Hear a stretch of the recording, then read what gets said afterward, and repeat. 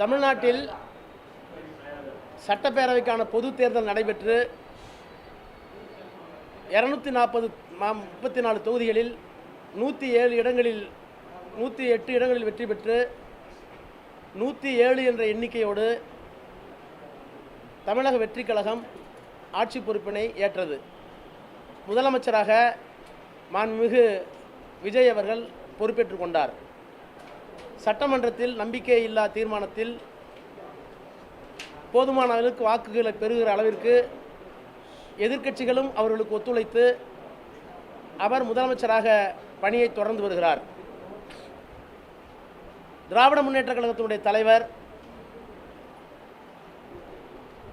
அமையப்பட்டிருக்கின்ற புதிய ஆட்சிக்கு வாழ்த்துக்களை சொன்னதோடு 6 மாத காலத்திற்கு உங்களுடைய ஆட்சியினுடைய திறனை கடுமையாக விமர்சிக்க மாட்டோம் என்று கூறியிருந்து இந்த அரசாங்கம் தொடர்ந்து நடைபெற வேண்டும் என்று விளைந்தார்கள்.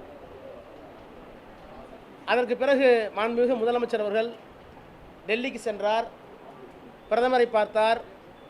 ஏனைய 3 முதலமைச்சர்களும் அஸ்ஸாம், மேற்கு வங்காளம், கேரளாவுடைய முதலமைச்சர்கள் ஏறத்தாழ 40 இருந்து 50 நிமிடங்கள் சந்தித்தார்கள். என்ன காரணத்தினாலோ தமிழ்நாட்டினுடைய முதலமைச்சர் வெறும் 10 நிமிடங்கள் மட்டுமே பிரதமரால் ஒதுக்கப்பட்டு உடனடியாக வேறு யாரையும் சந்திக்காமல் திரும்பி இருக்கிறார், நிர்மலா சீதாராமன் தவிர.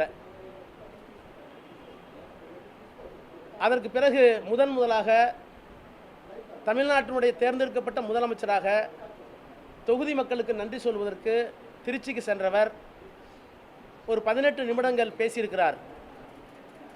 அரசியல் சட்டத்தில் நிறுவப்பட்டுள்ள ஒரு பதவியில் ஒரு நாற்காலியில் உட்கார்ந்திருக்கின்ற ஒருவர் அரசியல் சட்டம் என்ன ஒழுக்கத்தை கடைபிடிக்கிறதோ, கான்ஸ்டிடியூஷனல் மொராலிட்டி, இன்னும் நான் தெளிவாக சொல்வதாக என்றால், அரசியல் நிர்ணய சபையில் அம்பேத்கர் அவர்கள் பேசுகிற போது அரசியல் சட்டம் இருக்கிற எல்லா நாடுகளுக்கும் அரசியல் ஒழுக்கம் என்று ஒன்று தேவையில்லை, அவசியமில்லாமல் இருக்கலாம்.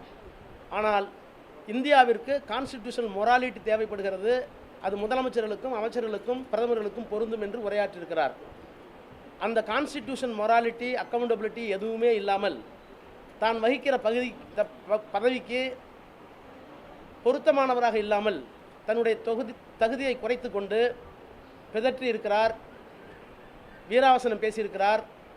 நான் தமிழ்நாட்டு மக்களை, அவருக்கு வாக்களித்த பெருமக்களை, வாக்களிக்காத பெருமக்களை எனக்கும் சேர்த்து அவர்தான் முதலமைச்சர் என்கின்ற அந்த உணர்வோடு மிகுந்த மரியாதையோடு நான் கேட்டுக்கொள்வதெல்லாம், சட்டமன்றத்தில் பதிலுரையாற்றிய மாண்புமிகு விஜய் அவர்களுடைய டோன் அண்ட் டனார், அவருடைய குரலினுடைய வலிமை, அந்த அழுத்தம், அந்த சத்தம், அதையும் திருச்சியில் அவர் உரையாற்றுகிற போது எல்லலும் துள்ளலுமாக கர்ஜித்ததாக சொல்லிக்கொண்டு கத்திக்கொண்டு பேசினாரே, அந்த பேச்சையும் இரண்டையும் ஒப்பிட்டு பாருங்கள்.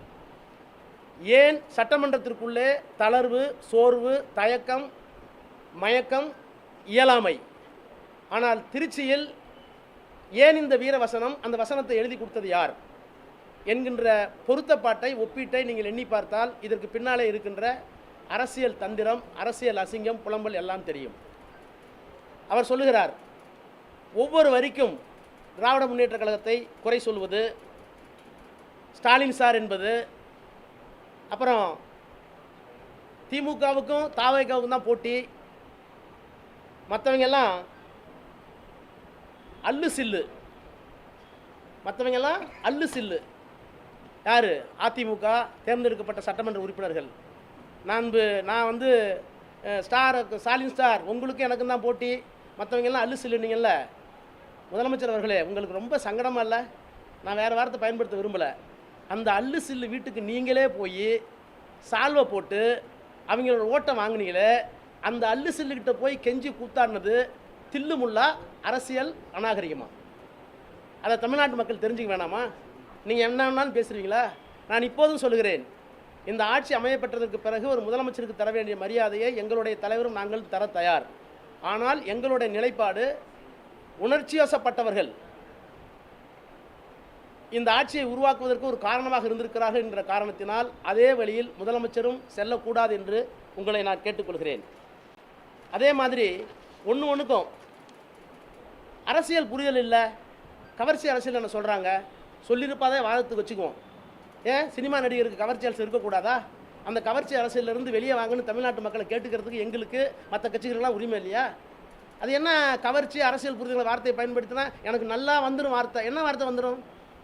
இது முதலமைச்சருக்கு அழகா? இவர் ஆக்குப்பைங்க கான்ஸ்டிடியூஷனல் சேர் பிரதர் ப்ரோ விஜய் அப்படின்னு நாங்களும் கேட்போம்.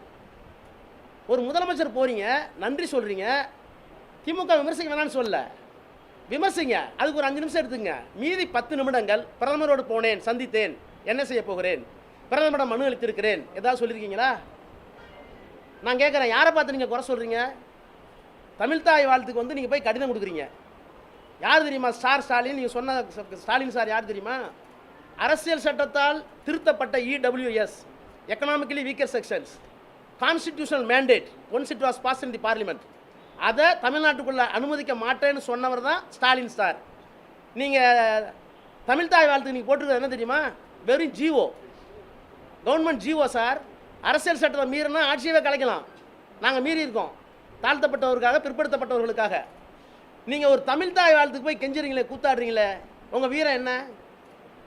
இந்த வீரத்தை நாங்கள் வந்து அம்பலப்படுத்தக்கூடாதா? ஒன்று தெரிஞ்சுங்க மாண்புமிகு முதலமைச்சர் அவர்களே, நாங்கள் வந்து உங்களுடைய கவர்னன்ஸை தான் 6 மாதம் கழித்து விமர்சிப்போம்னு சொன்னோம். உங்களுடைய இயலாமையை, டே டு டே அட்மினிஸ்ட்ரேஷனில் இருக்கிற குறைபாடுகளை நாங்கள் விமர்சிக்க மாட்டோம்னு நீங்களும் சொல்ல முடியாது, நாங்களும் கேட்க முடியாது.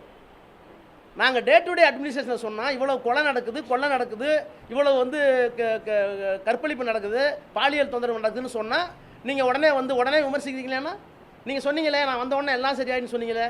சரி, பணம் இல்லை, நிதி நிலைமையை சீர் செய்வதற்கு 6 மாதம் ஆகலாம், அல்லது 2 வருஷம் ஆகலாம். சட்டம் ஒழுங்குக்கு என்ன பிரச்சனை? போலீஸ் உங்கள்கிட்ட தானே இருக்குது, துப்பாக்கி உங்கள் கையில் தானே இருக்குது, டிரான்ஸ்ஃபரிங் அத்தாரிட்டி நீங்கள் தானே, அதுக்கு என்ன காலவாசம் வேணும்னு கேட்குறேன். உளவுத்துறையை சரியாக வச்சுக்க வேண்டியதானே நீங்கள்? உங்களுடைய உரையில் அப்புறம் வேற என்னெல்லாம் சொல்கிறீங்க? இப்போ தமிழ்நாட்டுக்கு அவர் கையெழுத்து போட்டதில் சிங்கப்பெண்ணு ஒரு திட்டம் கையெழுத்து போட்டீங்க. நான் கேட்குற சிங்கப்பெண்ணுக்கு பட்ஜெட்ரி சப்போர்ட் என்ன? கலைஞர் 3 கையெழுத்து போட்டார், எங்களுடைய தலைவர் ஸ்டாலின் 3 கையெழுத்து போட்டார் முதலமைச்சர் வரும்போது. அதுக்கெல்லாம் பட்ஜெட்ரி சப்போர்ட் என்னான்னு நிதித்துறை செயலரோடு பேசி அலாட் பண்ணி முடிச்ச ஒரு தான் கையெழுத்து போடுவோம். சிங்கப்பெண்ணுக்கு பட்ஜெட்ரி அலோகேஷன் என்ன? நீங்கள் எல்லாம் சொல்ல வரீங்க, பேரை மட்டும் மாற்றிட்டா போதுமா? ஒரு ஐஜியை போட்டிங்க, புதுசாக ரெக்ரூட் பண்ணிங்களா? அது புதுசாக டிபார்ட்மெண்ட் வாங்கி கொடுத்தீங்களா? இல்லை எந்தெந்த மாவட்டத்தில் சிங்கப்பெண் திட்டத்திற்கு போலீஸ் அலாட் ஆகிருக்காங்க? எத்தனை வெஹிக்கிள் நீங்கள் வாங்கியிருக்கீங்க? அதையே என்ன நீங்கள் தொடக்கி வைக்கல, கையெழுத்து போட்டிங்களே, ஏன் என்ன தொடக்கி வைக்கலன்னு கேட்குறேன். அதாவது இனபிலிட்டி, இன்காம்பிட்டன்ட் அப்படின்னு நான் உங்களை சொல்கிறதுல என்ன தப்பு? ஆனால் நீங்கள் பேசுகிறது மட்டும் பார்த்தீங்கன்னா கைத்தட்டலுக்காக, உணர்ச்சியை தூண்டுவதற்காக எல்லாம் பண்ணுறீங்களே. நாங்கள் என்ன சக்தி தெரியுமா? மும்மொழி கொள்கையை நாங்கள் உள்ளே விடலை. என்னென்ன திட்டங்களை நிறுத்தி வச்சுருக்கோம், டீலிமிட்டேஷனாக நாங்கள் தான் நிறுத்தினோம். நேஷனல் எஜுகேஷன் பாலிசி நாங்கள் தான் நிறுத்தினோம். PM ஸ்ரீ 2500 கோடியா இழந்தாலும் பரவாயில்ல, 10,000 கோடி நட்டப்பட்டாலும் பரவாயில்ல, மாநில உரிமை விட்டு கொடுக்க மாட்டான் மோடி அவர்களே, நான் அதுக்கெல்லாம் பயப்பட மாட்டேன் அப்படின்னு சொன்னவர் தூர சக்தியாம், ஓர சக்தியாம், கோர சக்தியாம், பார சக்தியாம், தூர்ந்து போன சக்தியாம். ப்ரோ விஜய் ப்ரோ, எங்கே ப்ரோ போச்சு உங்களுடைய சக்தி? பிஎம்முக்கு முன்னாடி முடியாதுன்னு சொல்லிட்டு வாங்க ப்ரோ. ஏன் bro? Honourable chief minister bro, why bro ஏன் பேசாமல் வந்தீங்க? ஏன் ப்ரோ ப்ரெஸ்ஸை பார்க்குறதுக்கு தைரியம் இல்லை ப்ரோ? ஏன் ப்ரோ எழுதி கொடுத்த ஸ்கிரிப்டுக்கு இவ்வளோ வீரம் உங்களுக்கு? எவ்வளோ பிரச்சனை இருக்குது? பாசிசத்தையும் எதுக்குறோம், பாயாசத்தையும் எதுக்குற நீங்கள். ரைட், பாயாசத்தை முடிச்சிட்டீங்க. பாசிசத்தை என்னாச்சு ப்ரோ? திருவள்ளூர் காவி கலர் போட்டிருக்காரு கவர்னர். உங்கள் அமைச்சர் கேட்டாங்க, என்ன சொல்கிறாங்க? அதை இப்போ பற்றி பேச வேணாம். எப்போ பேசுவீங்க? திருவள்ளுவர் எங்களுடைய இனத்தினுடைய, மொழியினுடைய, கலாச்சாரத்தினுடைய அடையாளம். பிறப்புக்கும் எல்லாம் உயிருக்கும் எம்பளம் போட்டுக்கிட்டா பத்தாது. திருவள்ளுவருக்கு வந்து இங்கே காவி சாயம் பூசத்தை வந்து நான் இப்போ பேச மாட்டேன்னு சொன்னால், எங்களுடைய மொழியை, இனத்தை தாழ்த்துகிற ஒருவரை கேள்வி கேட்பதற்கு துப்புள்ளாத ஒரு சக்தி எங்களை பார்த்து தீய சக்தி, தூரசக்தின்னு சொல்லுவீங்களா? நீங்கள் என்ன சக்தி? நாரசக்தியா? கேட்க மாட்டோமா? அப்புறம் நாங்கள் சாதி, மதம், பணத்தை எல்லாம் உடைச்சிட்டீங்க. நீங்கள் சாதி பார்த்து கேண்டிடேட்டே போடல, நீங்கள் மதமே பார்க்கல. கையில் ஒரு மதம், நெத்தியில் ஒரு மதம், பதவி ஏற்றுக்கும் போது ஜோசப் விஜய் என்னும் நான், அது ஒரு மதம். என்ன bro? Total contradiction bro, bundle of contradictions. இந்த பண்டில் ஆஃப் கான்ட்ரடிக்ஷன் பேரை நான் தாண்டி வந்துட்டாங்கிறது இல்லை, அதெல்லாம் உள்ளே மறைச்சி போட்டு வச்சிருக்கீங்கன்னு அர்த்தம். அதை விட பெரிய கொடுமை, இந்த திருச்சி கிழக்கு தொகுதி வந்து என்னுடைய செல்லை பிள்ளைங்கிறாரு. ஐயோ ஜனங்களே ஜாக்கிரதையாக இருக்குது. நான் இப்போ என்ன கேட்குறேன், இதெல்லாமா ஒரு சீஃப் மினிஸ்டருக்கு பிரச்சனை? ஒரு சீஃப் மினிஸ்டருக்கு முன்னாடி என்னென்ன பிரச்சனை இருக்குது? தமிழ்நாட்டுக்கு தர வேண்டிய உரிமைகளை நீ தந்தீங்களா? இன்னைக்கு டிகே சிவகுமார் பக்கத்து மாநிலத்துடைய முதலமைச்சர் பேசியிருக்காரு, திமுகவும் ஸ்டாலின் இருக்க வரைக்கும் தான் எங்களுக்கு பிரச்சனை மேகதாதுக்கு, இனிமேல் எங்களுக்கு பிரச்சனை என்னங்கிறார். இதை கேட்டதற்கு பிறகு இந்த காங்கிரஸ்காரர்கள், இங்கே இருக்கிற 2 அமைச்சர்கள் அதுக்கு தான் எதிர்வினை ஆற்றிருக்கீங்களா? முதலமைச்சர் அவர்களே உங்களை சொல்றாரு, நீங்க ஒரு ஆளே இல்லைன்றாரு, அவரு எங்களுக்கு பிரச்சனையே இல்லைன்றாரு. எங்க தயவுல ஒரு ஆட்சி, ஏற்கனவே இருந்த ஆட்சி, திமுக ஆட்சி, திமுக இதுக்கு ஆட்சி, அந்த ஆட்சி போய்விட்டது. எங்க தயவில் இருக்கிற ஆட்சி தான் இப்போ நடக்குதுன்னு பட்டவர்த்தம் சொல்றாரு. சரி, டிகே சிவகுமார் பதில் என்ன? அப்புறம் பச்சை துண்டை போட்டு சொன்னீங்களே, நான் விவசாய மகனாக பிறப்பாமல் இருப்பதற்கு வருத்தப்பட்டேன். நான் விவசாய வீட்டு பிள்ளை, 8வது பிள்ளை, நான் கடைசி பிள்ளை. எனக்கு வந்து ஏர் ஓட்ட தெரியும், தண்ணி பாய்ச்ச தெரியும், உழவு ஓட்ட தெரியும், வண்டி மாடு ஓட்டிருக்கேன், எல்லாம் பண்ணியிருக்கேன். நீங்கள் ஐயோயோ எனக்கு விவசாய பிள்ளையாக பறக்காம போயிட்டு நீங்கள் இன்றைக்கி பார்த்தீங்களா டிவியை? விவசாயிகள் போராடுறாங்க, பணமாக நடிச்சுக்கிட்டு போராடுறாங்க, இந்த ஆட்சியில் நாங்கள் பணம் ஆகி கொண்டிருக்கிறோம்னு. இன்னொன்று கேட்குறேன், எங்களை 6 மாதம் கேள்வி கேட்காதுன்னு சொன்னீங்களே, நீங்கள் 6 மாதம் இல்லை 6 வருஷம் கூட நீங்கள் கேள்வி கேட்கல. உங்களுடைய தேர்தல் அறிக்கையில் உங்களோட நடத்தையில் நாணயம் இருக்கா? ரிசர்வ் பேங்க் கைட்லைன்ஸ் இல்லாமல் நீங்கள் விவசாய கடனை முழுசாக தள்ளுபடி முடியாது. 2025 கைட்லைன்ஸ். நீங்கள் 2026 தானே தேர்தல் அறிக்கை தயாரிக்கிறீங்க. அந்த அறிக்கை தயாரிக்கும் போது இப்படி ஒரு சட்டம் இருப்பது என்பதை தெரியாமல் கூட ஒரு அரசியல் கட்சி நீங்கள் வந்து தேர்தல் அறிக்கை கொடுத்தா உங்களுக்கு என்ன பேர் வைக்கலாம்? ரொம்ப கல்வியாளர்கள் பேர் வச்சிடலாமா? மெத்த படித்தவர்கள் பேர் வச்சிடலாமா? பேர் அறிவாளர்கள்னு பேர் வச்சிடலாமா? ஞானிகள்னு பேர் வச்சிடலாமா? நீங்களே ஒரு வார்த்தையை சொல்லுங்களேன். அப்போ நீங்களே ஒரு வாக்குறுதி கொடுத்துட்டு அதை முடிக்க முடியாமல் இப்போ புது சீரிங்கெல்லாம் வைக்கிறீங்க 200 யூனிட் கரண்ட்டுக்கு. அப்புறம் கச்சத்தீவு வந்து நீண்ட நாள் எங்களுடைய தமிழர்களுடைய பிரச்சனை, மீனவர்களுடைய பிரச்சனை. அதை கேட்டிருக்கேன்னு சொல்லுங்கள், கேட்போன்னு சொல்லுங்கள், போராடுவோன்னு சொல்லுங்கள், ஒத்துக்கிறோம். அதில் அரசியல் சட்ட சிக்கலே இருக்குது. தமிழ்நாடு அரசாங்கத்தினுடைய சட்டமன்றத்தினுடைய அனுமதி இல்லாமலேயே அன்றைக்கு கச்சத்தீவை மத்திய அரசாங்கம் தாரை வார்த்தது. அதை திராவிட முன்னேற்ற கழகத்தினுடைய ஆட்சி கலைஞர் தலைமையில் சட்டமன்றத்தில் தீர்மானம் போட்டு கண்டித்திருக்கிறது. எல்லாம் ஆவணங்களாக இருக்குது. உடனே நீங்கள் செஞ்சு கொடுக்கணும்னு அவசியம் இல்லை. ஆனால் குறைந்தபட்ச ஒரு அக்கௌண்டபிலிட்டி வேணாம் அவங்க அமைச்சர்களுக்கு. என்ன அமைச்சர்கள் அவர்கள்? கச்சத்தீவை பற்றி பேசினா நோ கமெண்ட்ஸ். திருவள்ளுவர் சிலையை பற்றி ஏன் காவி சிலை அடிக்கிறார் கவர்னர் கேட்டாக்க அதை இப்போ பேச வேணாம். அப்புறம் பக்ரீத்துக்கு ஒரு ஜட்ஜ்மெண்ட் வந்திருக்கு. எங்கள் கட்சியின் சார்பில் சரவணன், கழகத்தினுடைய துணை பொதுச்செயலாளர், நாடாளுமன்ற உறுப்பினர் கவிஞர் கனிமொழி எல்லாம் அதை கண்டிச்சிருக்காங்க. நீங்கள் வந்து என்ன பேசுகிறீங்க? மாநில உரிமையை விட்டு கொடுக்க மாட்டேன் போனீங்களே, பிரதமர் என்ன கேட்டு வந்தீங்க? மதச்சார்பின்மை விட்டு கொடுக்க மாட்டேன். இந்த ஜட்ஜ்மெண்ட் உங்களுடைய பதில் என்ன? உங்கள் கமெண்ட்ஸ் என்ன? அப்பீல் போக போகிறீங்களா? என்ன பண்ண போகிறீங்க? எதுவுமே இல்லையே. இப்படி இந்த எலக்ட்ரிசிட்டி பில்லு இன்றைக்கு எலக்ட்ரிசிட்டி ஸ்கேர்சிட்டி திமுக ஆட்சி மேலே பழி போடுறீங்களே. ஏன் கோடை காலத்தில் ஒவ்வொரு ஆண்டும் பேக்கர் கார்டு இருக்குது. ஏப்ரல் மாதத்திலிருந்து மே மாதத்தில் தமிழ்நாட்டில் எவ்வளவு கூடுதல் மின்சாரம் தேவைப்படும்? அது ஜெயலலிதா காலத்திலிருந்து, எங்களுடைய காலத்திலிருந்து, எடப்பாடி காலத்திலிருந்து பேக்கர் கார்டு, ட்ராக் ரெக்கார்டு இருக்குது. வழக்கமாக ஒரு அரசாங்கம் என்ன பண்ணணும்னா எந்த பருவ காலத்தில் எவ்வளவு தேவைப்படும் அப்படிங்கிறத நினச்சி ஃபோர்ஸி பண்ணி முன்கூட்டியே அறிந்து அதற்கான கூடுதல் மின்சாரத்தை பெற வேண்டும். கூடுதல் விலையாக இருந்தால் கூட அதையும் சேர்த்து அமைச்சரவையில் பெற்று ஒப்புதல் பெற்று வேறு வழி இல்லை நாங்கள் வாங்குறோன்னு சொல்லணும். அதை செய்கிறது கூட துப்பு இல்லை உங்களுக்கு. கரண்ட் இப்போ போயிடுச்சுன்னா காரணம் வந்து ஸ்டாலின்ங்கிறீங்க, திமுகங்கிறீங்க. Bro, chief minister honourable Vijay bro, really we are afraid bro. எங்கே போயிட்டுருக்குன்னு தெரியல ப்ரோ. தூக்கம் வர மாட்டேங்குது ப்ரோ. ஒன்றுமே சரியில்லையே ப்ரோ. தொலைகால திட்டமும் ஒன்றும் கிடையாது, டே டு டே அட்மினிஸ்ட்ரேஷன் ஒன்றும் கிடையாது. என்ன பண்ணுறதுன்னு தெரியல ப்ரோ. ஏதாவது ஒரு நல்ல முடிவு எடுங்க ப்ரோ, இல்லைன்னா நல்லா இருக்காது ப்ரோ. எங்களுடைய தலைவர், எங்களுடைய திமுக திராவிட முன்னேற்ற கழகம் உங்களுடைய நியாயமான எல்லா செயல்களுக்கும் உடனிருக்க தயாராக இருக்கிறது. ஆனால் இப்படியெல்லாம் ஒரு ஒரு முதிர்ச்சி இல்லாத, முன்னனுபவம் இல்லாமல் போவதில் தவறில்லை. ஆனால் முதிர்ச்சி இல்லாத, பக்குவம் இல்லாத, எதை பற்றியும் சிந்திக்காத ஒரு தாந்தோணித்தனமான அரசாங்கத்தை தந்து கொண்டிருக்கிற முதலமைச்சர் அவர்களே, உங்களை தமிழ்நாட்டு மக்களின் சார்பில், வாக்களித்த மக்களின் சார்பில், வாக்களிக்காத மக்களின் சார்பில், அப்புறம் சொல்கிறீங்க ஒரே தலைவர், ஒரே நம்பிக்கை நான் தான்ங்கிறீங்க. உங்களுக்கு ஓட்டு போட்டு 35% தான். பார்லிமெண்ட்ரி டெமோக்ரஸியில் you succeeded, no doubt, I do admit. நாடாளுமன்ற தேர்தல் முறையில் நீங்கள் வெற்றி பெற்று விட்டீர்கள். ஆனால் தமிழ்நாட்டு மக்களுக்கு நான் தான் தலைவன் சொல்ல உங்களுக்கு எந்த அதிகாரமும் இல்லை, எந்த அனுமதி இல்லை. ஏன்னா 65% பேர் உங்களை வேணான்னு ஓட்டு போட்டுருக்காங்க. I do not mean that you are not competent under constitution methodology. நீங்கள் அரசியல் சட்டப்படி சரின்னு சொல்லல, அரசியல் சட்டப்படி அதுதான் சரி, எலக்ட்ரல் பாலிசி. ஆனால் மனதிலே வைத்துக் கொள்ளுங்கள், உங்களை வேண்டாம் என்று நிராகரித்தவர்கள் 65% இருக்கிறார்கள். அந்த 65%த்தில் இன்னும் ஒரு 10-15% உங்கள் பக்கம் பெறுவதற்கு முயற்சி எடுங்கள். எங்களை, எங்கள் தலைவரை எப்போது பார்த்தாலும் குறை சொல்லி அதில் எல்லலும் துழலுமாக பேசி நக்கல் நையாண்டி பேசி உங்களுடைய முதலமைச்சர் என்ற நாற்காலிக்குள்ள தகுதியை குறைத்துக் கொள்ளார்கள் என்று உங்களை அன்போடு கேட்டுக்கொள்கிறேன்.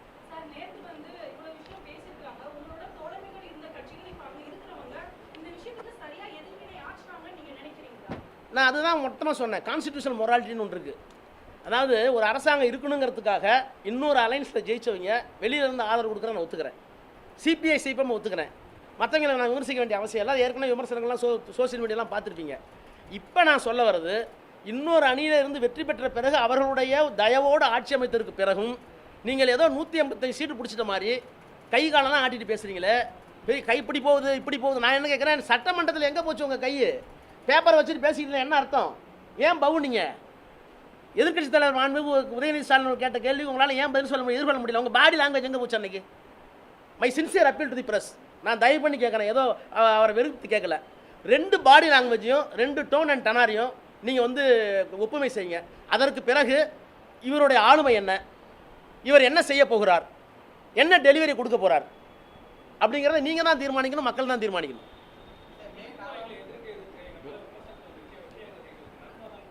என்ன விமர்சனம் வச்சுருக்கோங்கிறேன், என்ன விமர்சனம் வச்சுருக்கோம் பேரில் சொல்லுங்கள் பார்ப்போம்.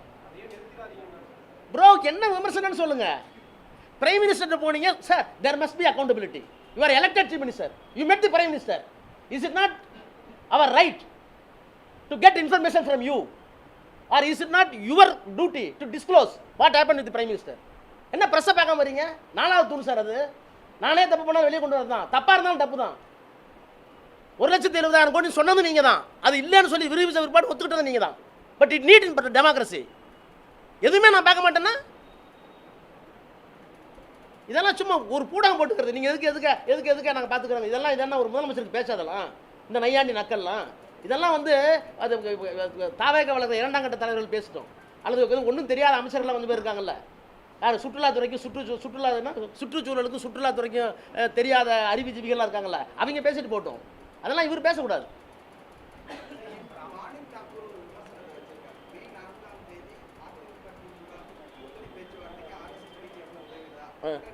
ஆர்எஸ்எஸ் அவர் எங்க இருந்து பார்த்தாரு சார்? அவர் எங்க இருந்து? நான் வாதத்துக்காக சொல்றேன். திமுகவிலையோ அதிமுகவிலையோ 2ஆம் கட்ட 3ஆம் கட்ட தலைவர்கள் இது என்ன வந்து ஒரு ஒரு புதுசாக இருக்கிற தமிழ்நாட்டுக்கு இது நல்லதா, ஏன் நம்ம திராவிட சித்தாந்தத்தில் ஒன்று தானே அப்படின்னு முயற்சி பண்ணி பேசியிருக்கலாம். ஜனநாயகத்தில் பேசக்கூடாதுன்னு ஒன்று கிடையாது.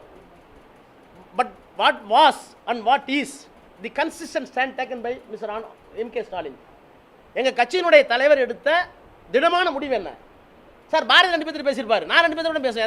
எங்கள் ரேவிங் வெரி ரைட் சார். இந்த கட்சியில் இருக்கிற ஜனநாயக உரிமையை கலைஞர்த்தையோ ஸ்டாலின்ட்டையோ எதிர்க்கிறதையோ நான் பேசுவேன். நான் என்ன ஒரு பட்டத்தில் உண்மையை சொல்லட்டுமா? இந்த அரசாங்கத்தை எடுத்து ஓட்டு போடணும் வேணாமானப்ப வேணாம், நான் கொஞ்சம் பேர் நான் ஓட்டு போடணும்னு சொன்னேன். இல்லை ஓட்டு போட வேணாம்னு ஒரு முடிவு எடுத்தோம். But it was my right. ஏன் என்னோட தலைவர்கிட்ட ஓட்டு போடணுங்க தான் என் கருத்தை, எனக்கு எதுக்குனுங்க, இல்லைன்னா மக்கள் எனக்கு தப்பாக நினைப்பாங்க அப்படின்னு நான் சொன்னேன். ஏன் கருத்து கொஞ்சம் சீரியஸ் வேணான்னாங்க. அப்புறம் கொஞ்ச நேரம் பேசணும். இதில் என்ன பிரச்சனைன்னு கேட்குறேன். உடனே இது என்ன பெரிய அப்படியே கண்ணா.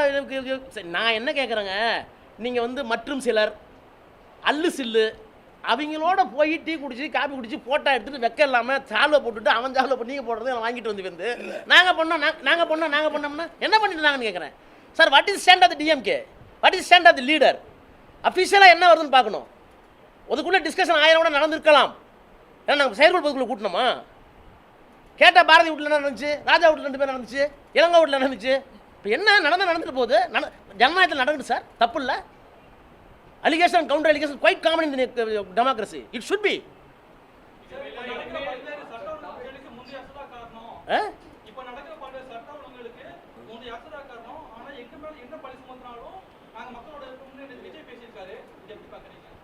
இது நீங்கள் பிரஸ் தானே, அவர் சொல்லிட்டார்ல, எங்கள்கிட்ட வந்து கேட்குறீங்கல்ல.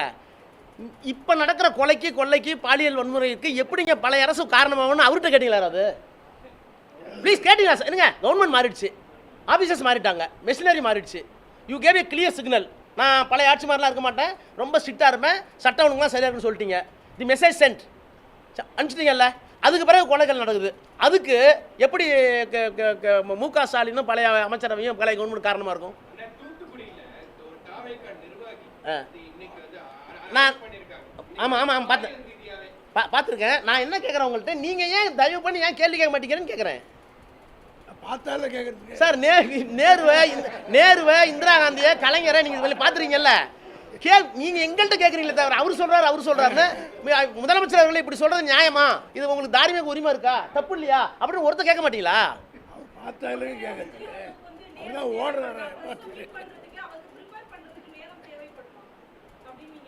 அதனால் என்ன 24 மணி நேரத்தை 25 மாற்றிடலாமா நாளையிலேருந்து? நான் ஒரு நாளைக்கு 24 மணி நேரம் சார் மேடம், நான் இவருக்கா 25 மாற்றிட்டுமா? 365 நாள் இன்னொரு 10 நாள் எக்ஸ்டெண்ட் பண்ணிடலாமா?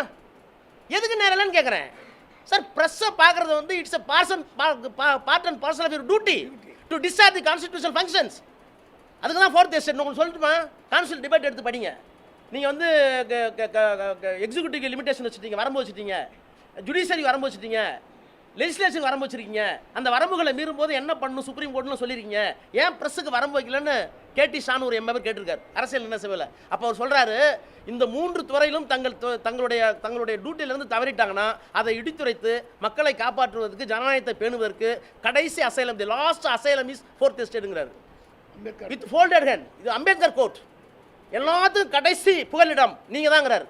அதனால தான் அவர்களுக்கு வரம்பு நான் வைக்கவில்லை, அவங்க எது சட்டத்திட்டத்தை உருவாக்கவில்லை. Let us have a free பிரஸ்னார். நீங்கள் அப்படி இருக்கீங்களா? ஏன் இவ்வளோ கேள்வி என்ன கேட்குறீங்களா? முதலமைச்சர் கேட்க மாட்டேங்கிறீங்க ப்ரோ? விஜய் ப்ரோ, இதுவும் நியாயம் இல்லை ப்ரோ, கேட்டு ப்ரோ.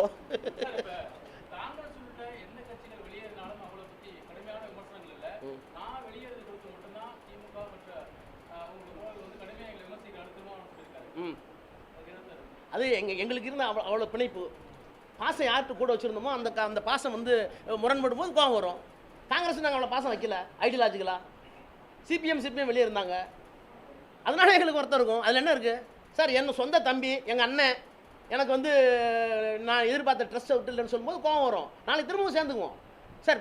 ஐடியாலஜியில் வேறு செயலிங் சேம் போட். அன்னைக்கு கோவம் இருந்தது, வருத்தமாக நானும் பேசியிருப்போம், அவங்களும் பேசியிருப்பாங்க. அதில் என்ன இருக்குது? நத்திங். இது ஒரு சகோதர முரண்பாடு, அவ்வளோதான். It may not be permanent.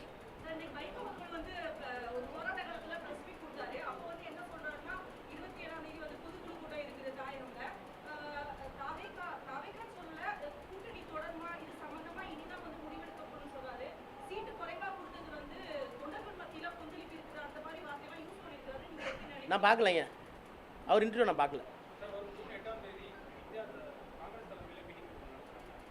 எங்க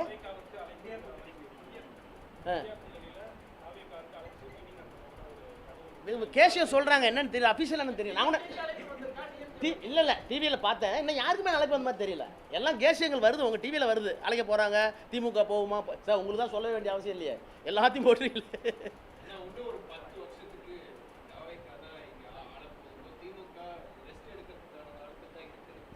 யார் ஏங்க இப்போ அவர் வந்து திருச்சியில் பேசின பேச்சுக்கே நான் பதில் சொல்லிட்டேன். அப்புறம் இன்னும் அவரெல்லாம் பேசின நான் தான் சொல்லிட்டேன்னா இதுக்கு மேலே நான் வார்த்தையை கடுமையாக பயன்படுத்த முடியாது. அவர் சொல்கிறாரு, அவ்வளோதான். ஒரு உட்டோப்பியன்னு ஒரு வேர்ல்டு இருக்கு தெரியுமா? யூஆர் லிவிங் இன் உட்டோப்பியன் வேர்ல்டுமாங்க. அது மாதிரி ரைட். இது ஒரு தேர்தலில் வந்து ஒன்றும் ஃபுல் மெஜாரிட்டி கொடுக்கல, ஒரு ஃப்ராக்சர்டு மெஜாரிட்டி தான் கொடுத்துருக்காங்க, 107 தான் கொடுத்துருக்காங்க. நீங்கள் கான்ஸ்டியூஷனில் பார்த்தீங்கன்னா கவர்னர் முதல் நாள் ரிஜெக்ட் பண்ணார். என்ன ரிஜெக்ட் பண்ணாருன்னா சிங்கிள் மெஜாரிட்டி சொல்லலை அப்படின்னாரு. இந்த மாதிரி ஒரு ஃபிஷி சூழ்நிலையில் ஒரு கவர்மெண்ட் ஃபார்ம் ஆயிருக்கு. பேசுவார், அதை வச்சுட்டு பேசிட்டுமே.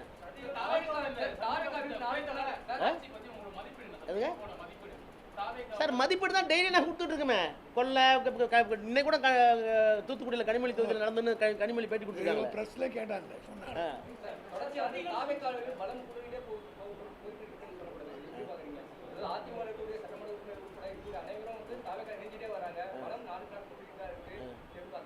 நீங்கள் பணம் 4 நாள் எதை சொல்கிறீங்க? எம்எல்ஏ இருங்க சார், நான் என்ன சொல்கிறேன், ஒரு அதிமுக எம்எல்ஏ தேர்ந்தெடுக்கப்பட்ட எம்எல்ஏ வராரு. அவருக்கு வந்து பெரிய கான்ட்ராக்டர், அவருக்கு வந்து பிஸ்னஸ் இன்ட்ரெஸ்ட் எக்கச்சக்கமாக இருக்குது. அரசாங்கத்தினுடைய தயவு இல்லாமல் ஒரு பிஸ்னஸே ஓடாது. நான் பேர் சொல்ல விரும்பலை. அவர் வந்து தொகுதி மக்களுக்கு நான் நல்லது செய்வதற்காக நான் கட்சி மாறுறேன்றாரு, கட்சி மாறுறாங்கிறாரு. இது நீங்கள் ஒத்துக்கிறீங்களா? இதை செல்வாக்கு நீங்கள் சொல்ல வரீங்களா? நீங்கள் சோசியல் மீடியா வலைதளங்களில் பாருங்கள். என் பேத்தி சொல்லி ஒன்று போட்டேன், என் பேரன் சொல்லி போட்டு வருதா இல்லையா? நீங்கள் எப்படி நாளுக்கு நாள் அதிகரித்துன்னு சொல்கிறீங்கன்னு கேட்குறேன்.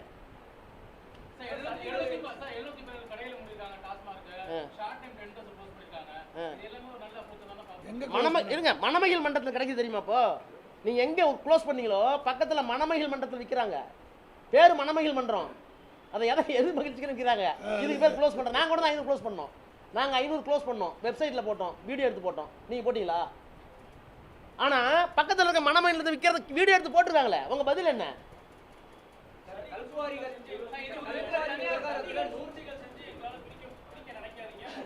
யார நாங்கள் என்ன சூழ்ச்சி சொல்கிறோன்னு சொல்லுங்க sir. Sir sorry to say, பைத்தியக்காரத்தனமாக இருக்குது. ஏதாவது சூழ்ச்சி செய்கிறாரு, சூழ்ச்சி என்னன்னு சொல்லிட்டு சொல்லுங்க. It is bound and duty of myself to give the answer. என்ன சூழ்ச்சியாக சொல்ல மாட்டேங்கிறாரு. சூழ்ச்சி செய்யாதீங்க, சூழ்ச்சி என்ன சார்? இருட்டில் போய் பேய் வருதுன்னா ஒன்று வந்து மனநிலை கொண்டு இருக்கும், இல்லை தைரியம் கொண்டு இருக்கும். நீங்கள் தான் முடிவு பண்ணிக்கணும்.